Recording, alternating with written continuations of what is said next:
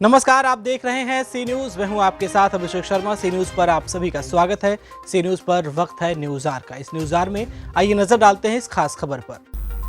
बिहार के गया शहर के शांति बाग में चल रहे एनआरसी, एनपीआर और सीए के विरुद्ध धरना प्रदर्शन में भारत के विख्यात उच्च न्यायालय में अधिवक्ता भानु प्रताप सिंह ने केंद्र सरकार की पोल खोलते हुए कहा कि देश के गृह मंत्री जनता से झूठ बोलते हैं, जनता को गुमराह करने का कार्य कर रहे हैं और उन्होंने ही एनपीआर को गैर कानून बताया।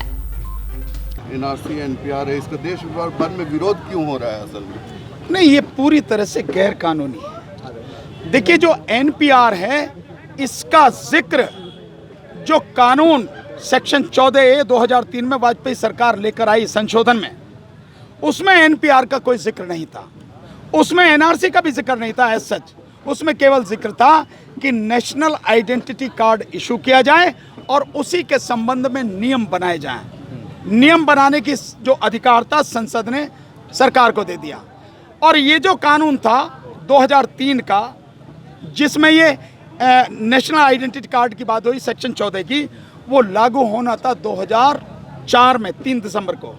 लेकिन वाजपेयी सरकार ने उसके लागू होने से पहले ही नियम बना दिए और उस नियम में जबरदस्ती एनपीआर ले आए, जबकि एनपीआर का कोई मसला नहीं था। संसद ने कोई अधिकार या कोई चर्चा एनपीआर के विषय में थी नहीं। तो एक तो वैसे ही गैर कानूनी किया कि संविधान लागू नहीं है, वो 3 दिसंबर 2004 को होना था, उससे पहले नियम बनाए और लागू भी कर दिए।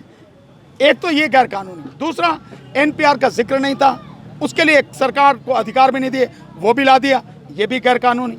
और फिर मैंने जो आपको बताया कि केवल 9 जानकारियां, नाम, पिता का नाम, माता का नाम, उसका लिंग यानी आदमी है या औरत है, और दूसरा वो उसका स्थायी पता, वर्तमान पता, उसकी जन्म तिथि, उसका जन्म का स्थान, उसका पहचान का चिन्ह और उसका एक वो मैरिटल स्टेटस कि वो शादीशुदा है या नहीं।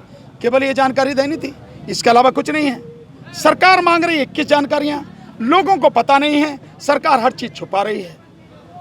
इसीलिए सेंसस का ये है नहीं, 100%। आप देखिए, ये एनपीआर है क्या? National population register. इसके लिए हर 10 साल में होती है, हर 10 साल में जनगणना होती है। वही तो है ना ये, कि पहले 2011 में अब हुई, अब 2021 में होगी। सरकार कहती है कि नहीं, ये लोगों के फायदे के लिए, योजना बनाने के लिए हम लोग एनपीआर कर रहे हैं। तो सरकार से एक मोटा सा सवाल, भैया लोगों के फायदे की बात तो पहले बाद में करना। तुम ये बताओ, 2014 में तुमने जो वादे किए लोगों से, उसमें कितने वादे पूरे किए? कोई नहीं पूरा किया। सो तुम्हारी बात पे विश्वास कैसे करें? हर बात में तुम झूठ बोलते हो, हर बात में पब्लिक को गुमराह करते हो। अहंकार तुम्हारा इतना सर पे चढ़ के बोलता है, तुम आदमी को आदमी नहीं समझते। कैसे विश्वास करना है सरकार पर? तो सरकार गैर कानूनी, गैर संवैधानिक काम कर रही है और जितने अधिकार हैं उससे बाहर जाके कर रही है, देश को बर्बाद करने के लिए और हकीकत में इस देश को हिंदू राष्ट्र घोषित करने के लिए काम कर रही है, जिसका पुरजोर विरोध देश की जनता कर रही है और सरकार अपने मंसूबों में कभी कामयाब होगी नहीं। आपने कहा कि गैर मुस्लिम भी इसमें इनको नागरिकता से बाहर किया जाए, निश्चित रूप से। लेकिन उनका कहना है कि हम सीए ला करके इनको फिर से नागरिकता दे देंगे मुसलमानों के खिलाफ। तो कैसे दे दोगे आप? क्या बाकी सारे लोग मूर्ख हैं? कैसे दे दोगे? अगर पिताजी का नाम पूछोगे तो पिताजी के नाम पे जाएगी, पिताजी के जन्म तिथि पर नागरिकता जाएगी। मैंने क्या बताया आपको? सीए के माध्यम से कैसे दे देंगे? तो क्या बताएंगे वो आदमी, जो आदमी इस देश का नहीं है, तो वो बताएगा अपना कि मैं पाकिस्तान का रहने वाला हूँ? देना बताया जाके, लाएगा पाकिस्तान से सर्टिफिकेट या अफगानिस्तान से या बांग्लादेश से, तभी तो दोगे ना, उससे पहले तो नहीं दोगे। तो जो आदमी आपके उसमें, आखिर कितनी आंखें मिचोगे? आपने एनपीआर में उसका डाटा लिया कि इस देश का है ये रहने वाला, और अब नागरिकता से बाहर हो गया तो तुम कहोगे कि पाकिस्तान से आया, अफगानिस्तान से आया। बाकी सारे लोग मूर्ख हैं, सब खत्म हो गया। ऐसा नहीं हो सकता, ना है ना कभी होगा।